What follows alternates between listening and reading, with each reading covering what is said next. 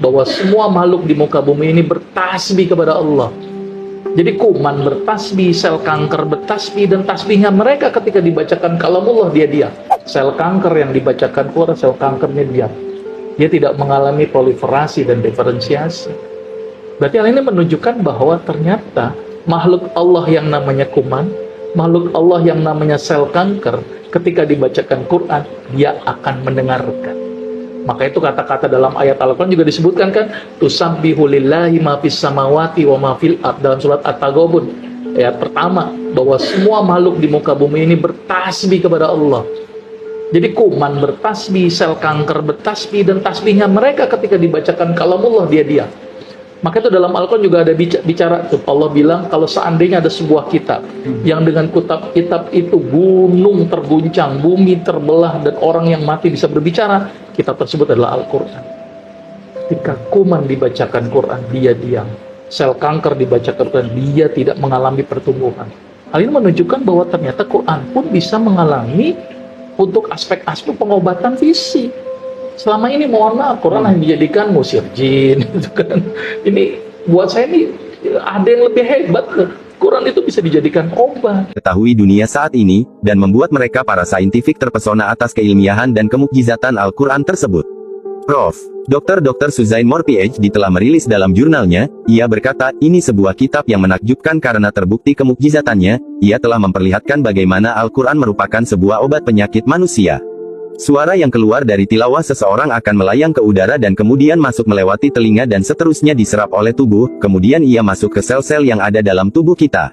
Suara yang terdengar dengan irama dan frekuensi tertentu mengandung informasi spesifik sehingga dapat memberi rangsangan kepada sel-sel dalam tubuh kita.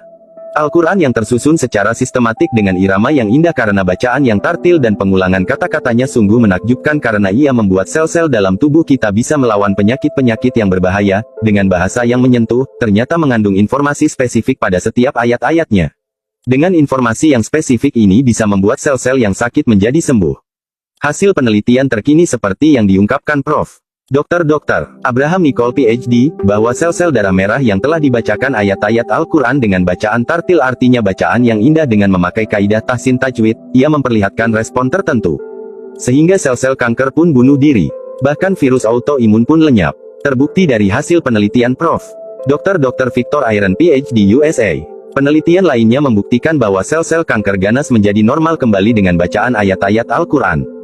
Di samping itu penelitian memperlihatkan bahwa media sifa yang paling baik untuk Al-Quran adalah air putih, madu, minyak zaitun, air zam-zam dan makanan alami yang sangat banyak ragamnya di dunia ini, ia bisa menjadi media sifa gelombang energi dari sebuah bacaan Al-Quran. Manfaat membaca Al-Quran bagi kesehatan. Menurut sebuah survei yang dilakukan oleh Dr. Al-Qodi di Klinik Besar Florida, Amerika Serikat, berhasil membuktikan hanya dengan mendengarkan ayat suci Al-Quran, baik mereka yang mengerti bahasa Arab atau tidak, ternyata memberikan perubahan fisiologis yang sangat besar. Termasuk salah satunya dapat menangkal berbagai macam penyakit. Hal tersebut dikuatkan lagi oleh penemuan Muhammad Salim yang dipublikasikan Universitas Boston. Mengapa di dalam Islam, ketika kita mengaji disarankan untuk bersuara, minimal untuk diri sendiri alias terdengar oleh telinga kita? Berikut penjelasannya, setiap sel di dalam tubuh kita bergetar di dalam sebuah sistem yang seksama, dan perubahan sekecil apapun dalam getaran ini akan menimbulkan potensi penyakit di berbagai bagian tubuh.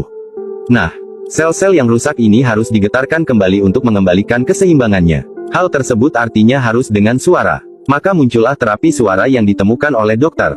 Alfred Tomatis, seorang dokter di Perancis. Sementara Dr. Al-Qodi menemukan bahwa membaca Al-Quran dengan bersuara, memberikan pengaruh yang luar biasa terhadap sel-sel otak untuk mengembalikan keseimbangannya. Penelitian berikutnya membuktikan sel kanker dapat hancur dengan menggunakan frekuensi suara saja. Dan kembali terbukti bahwa, membaca Al-Quran memiliki dampak hebat dalam proses penyembuhan penyakit sekaliber kanker.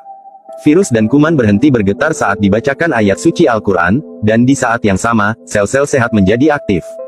Mengembalikan keseimbangan program yang terganggu terdapat dalam Al-Quran Surat 17 Al-Isra, ayat 82. Dan yang lebih menguatkan supaya diri ini semakin rajin dan giat membaca Al-Quran adalah karena menurut survei, suara yang paling memiliki pengaruh kuat terhadap sel-sel tubuh, adalah suara si pemilik tubuh itu sendiri. Al-Quran Surat 7 Al-Araf ayat 55 dan Al-Quran Surat 17 Al-Isra, ayat 9 dan 10. Mengapa sholat berjamaah lebih dianjurkan? Karena ada doa yang dilantunkan dengan keras, sehingga terdengar oleh telinga, dan ini bisa mengembalikan sistem jaringan kita yang rusak. Mengapa dalam Islam mendengarkan lagu hingar-bingar tidak dianjurkan? Karena survei membuktikan, bahwa getaran suara hingar-bingar membuat tubuh tidak seimbang. Maka kesimpulannya adalah, 1.